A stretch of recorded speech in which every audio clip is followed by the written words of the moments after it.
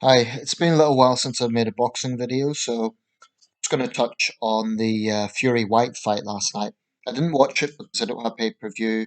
Likely someone will upload it to YouTube and I'll watch it in a few weeks or even longer. Um, Fury won. I believe it was a technical knockout. But I want to actually focus on an aspect of it that is not often looked at, or at least perhaps is an interesting side of this, and that is the attendance. 94,000 people. Now, certainly Dillian White and Tyson Fury are two of the biggest names in British boxing. But I think it's fair to say that White Fury was never going to be the biggest card. You know, both they're both dominant heavyweights. Fury is probably the best heavyweight in the world. Um, but that lineup was never, if you would say to someone the biggest fight attendance in British heavyweight history, I don't think they would have lined up those two. But I think there's a few factors for that. Firstly, is Wembley itself, capacity as a stadium lends itself to that. I believe it was extended for the Joshua Klitschko fight in 2017. Now, if you look at boxing records in this country, Britain, of course, is the cradle of modern boxing. And in the 1930s, we had some huge fight crowds that have largely been forgotten now. I mean, there were regularly attendances surpassing 100,000. Well, I shouldn't say regularly, but they did happen. In the modern era, though, there was Froch versus Groves 2, 80,000. There was Joshua versus Klitschko, 90,000, which then was a record.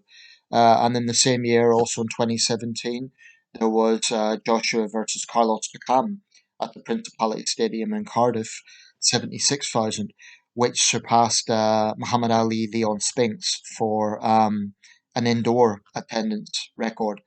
Um, and this fight last night, 94,000. I hadn't really paid much attention to it. Because my interest in boxing goes up and down. It's not consistently, like, I'm not constantly following the sport. It goes up and down. Um, but that's interesting. You know, no one can say that boxing is dead in the United Kingdom.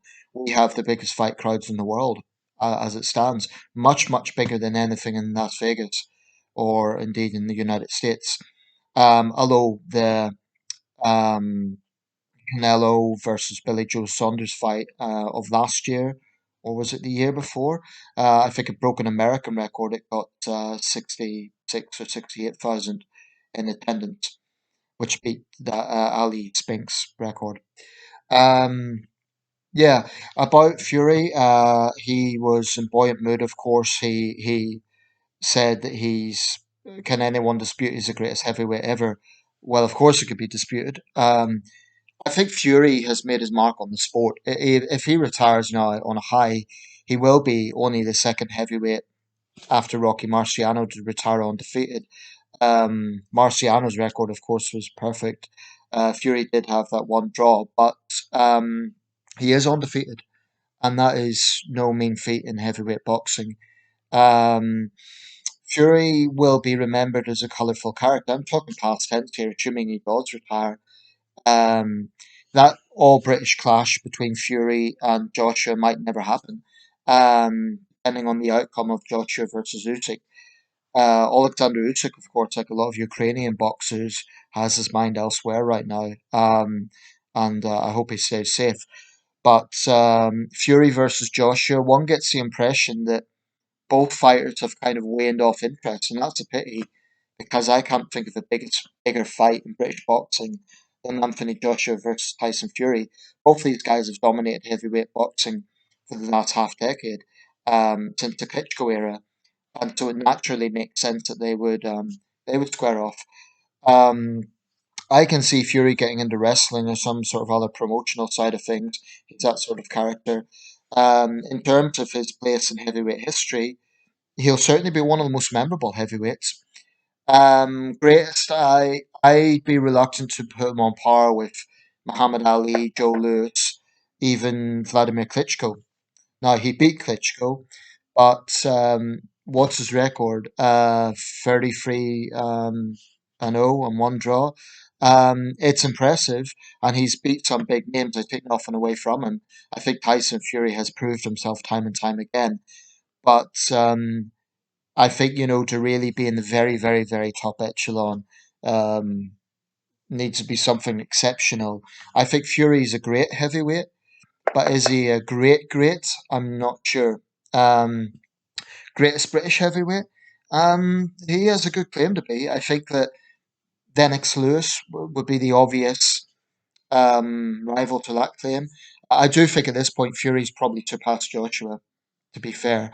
Um, but Joshua's also great. I mean, I don't want to say that in a cliched sense. I do think these men have proven themselves. I really do.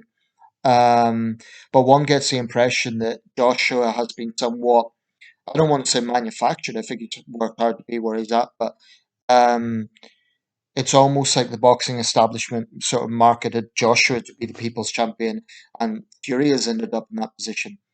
But anyway, this is a dangerous sport, and if he does retire, it's you know he's going out healthy and on a win.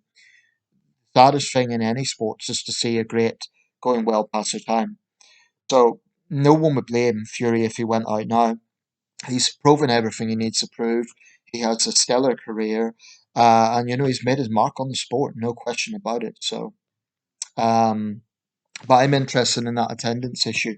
No one can say that boxing is dead in this country. Not when you get 94,000 people at a prize fight.